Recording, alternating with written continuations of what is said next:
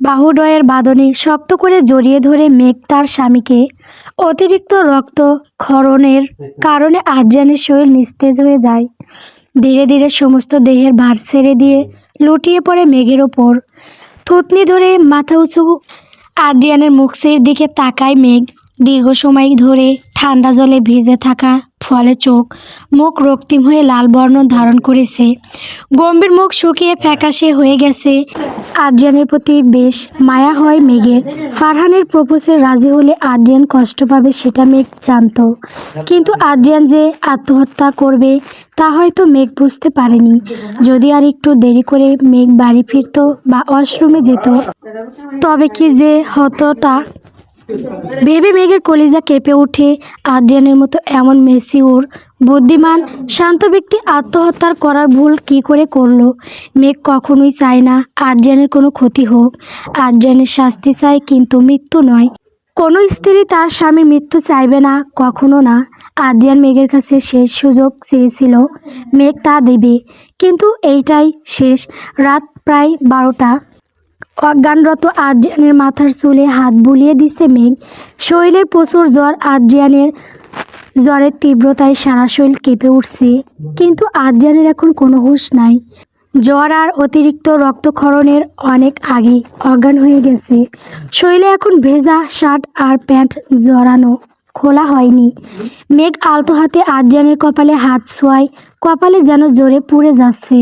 পানির মধ্যে বেশ সময় থাকলে জ্বর এসে পড়ার দাস রয়েছে আদ্রিয়ানের, কিন্তু এখন মেঘের বেশ চিন্তা হচ্ছে। প্রথমত, আদ্রিয়ান অজ্ঞান হয়ে গেছে, তাছাড়া তার শরীরে এখন অনেক জ্বর। বাসায় এখন মেঘ ছাড়া আর কোনো মানুষ উপস্থিত নাই। একা মেঘ এখন কি করবে? ওষুধ না খাওয়া অবধি জ্বর কমবে না, কিন্তু ওষুধ কি করে খাবে? আদ্রিয়ান তো অজ্ঞান হয়ে গেছে। সকাল অবধি অপেক্ষা করা ছাড়া আর কোনো উপায় নাই। কিন্তু রাতে যদি জ্বরের তীব্র বেড়ে যায়, তখন মেঘের মাথায় এক পরিকল্পনা আসে। বিছানা থেকে উঠে বাক্সে থাকা ওষুধ বের করে শক্ত কোনো বস্তু দিয়ে চাপ প্রয়োগ করে ওষুধ গুঁড়ো করে, এরপর পানির সাথে মিশিয়ে চামচ দিয়ে আদ্রিয়ানের ঠোঁটে দেয়। মাথা উঁচু করে ধরে যাতে ওষুধ গলা অবধি নামতে পারে। উষ্ণ চাঁদের নিচে ঢাকা পড়া আদ্রিয়ানের ভেজা শার্টের বোতামে হাত রাখে মেঘ। প্রথমে সংকোচ বোধ করলে ও আদ্রিয়ানের শরীরে জ্বরের তীব্রতা দেখে দ্রুত হাত চালায় মেঘ। উপরে অংশে শার্টের বোতাম খুলে দেয় মেঘ। বুকের ভেজা পশম চিকচিক করে ওঠে। মেঘ সামান্য ডুব গিলে পুনরায় সারা দেহ অনবিত করে। এরপর শরীর থেকে শার্ট সরায়, কিন্তু ভেজা প্যান্টের কী করবে? টেবিলের উপর থেকে হেয়ার ড্রায়ার নিয়ে এসে ধীরে ধীরে ভেজা প্যান্ট সামান্য শুকায়। এরপর আদ্রিয়ানের শরীরে চাদর জড়িয়ে দিয়ে মেঘ তার রুমে চলে যায় ড্রেস চেঞ্জ করতে।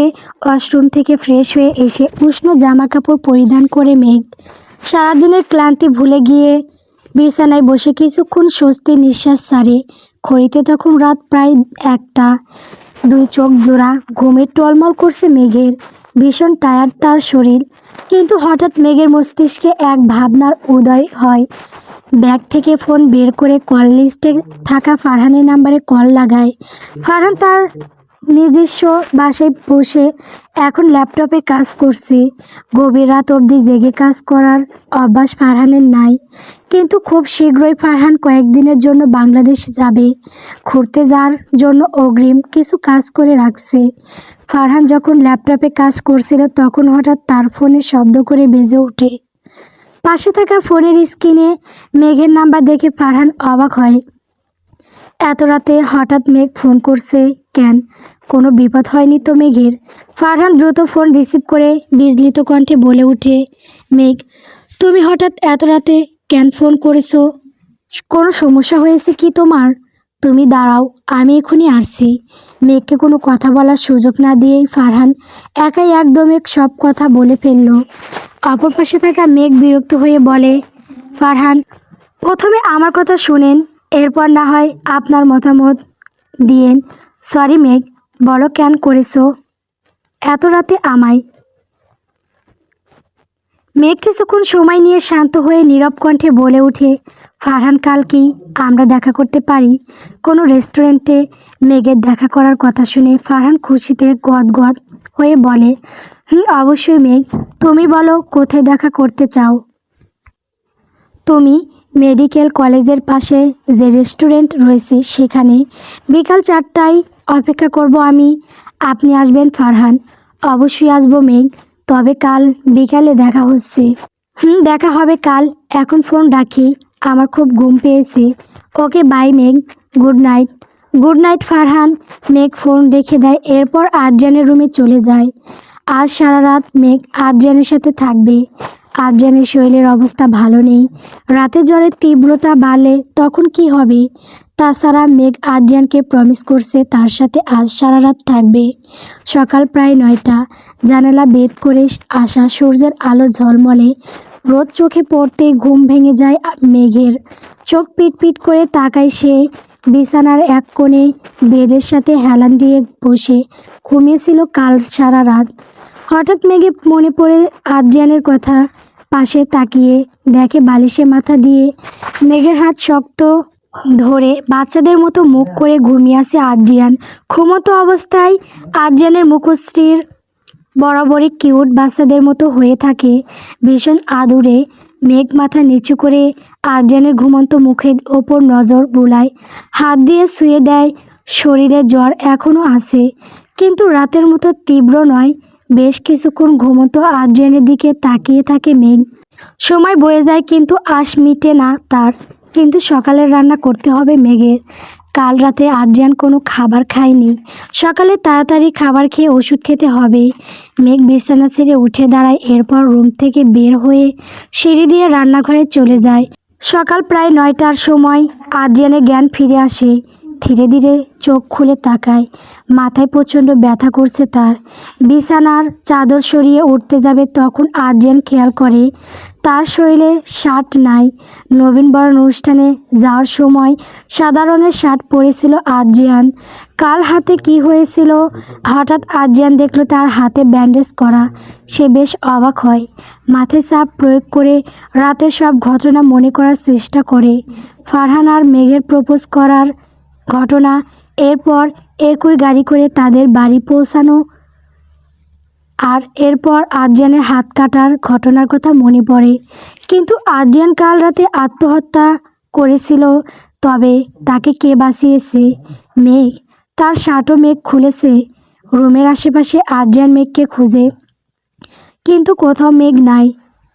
আদ্রিয়ান তার কপালে হাত দিয়ে দেখে কপাল গরম, মানে তার জ্বর এসেছে। টেবিলের ওপর মেডিসিন বাক্স পড়ে রয়েছে। কিন্তু মেঘ হঠাৎ আদ্রিয়ানের সেবা যত্ন কেন করবে? আগে আদ্রিয়ান সুস্থ হলে করতো, কারণ তখন মেঘ আদ্রিয়ানকে ভালোবাসতো, কিন্তু এখন ফারহানকে ভালোবাসে। অবশ্য আদ্রিয়ান মেঘের টিচার হয় হয়তো। এরপর অসুস্থতার সময় তার সেবা করেছে।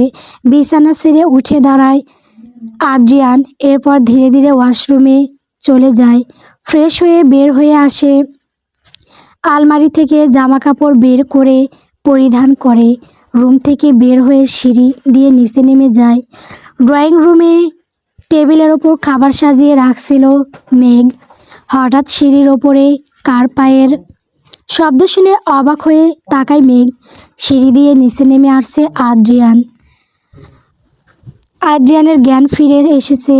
জ্বর কি কমেছে এখন শরীরের? না জেদ দেখিয়ে নিচে চলে এসেছে। মেঘ আদ্রিয়ানের কাছে এগিয়ে গিয়ে বলে, আদ্রিয়ান স্যার, আপনি এই শরীর নিয়ে নিচে আসতে গেলেন কেন? আমি এখনই খাবার রেডি ওপরে নিয়ে যাচ্ছিলাম। মেঘের কথার উত্তরে আদ্রিয়ান ছোট্ট জবাব দেয়, আমি এখন সুস্থ মেঘ। আদ্রিয়ানের কথা মেঘের বিশ্বাস হয় না।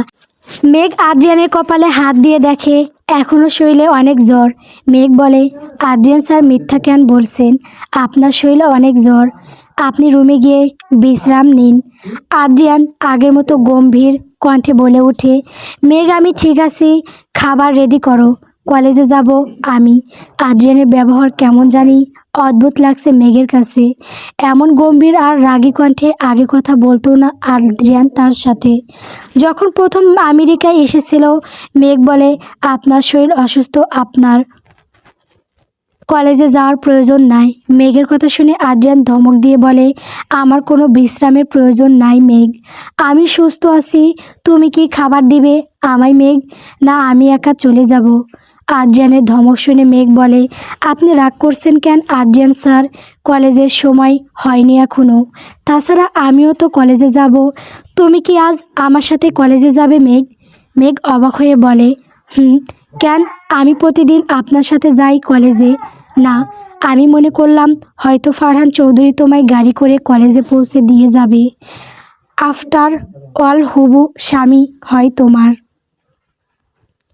গল্প তোমার নামে নীলছে তারা। গল্পটি কেমন হয়েছে কমেন্ট করে বলবেন। পরবর্তী পর্ব পাওয়ার জন্য অবশ্যই আমার চ্যানেলটিকে সাবস্ক্রাইব করবেন। ধন্যবাদ।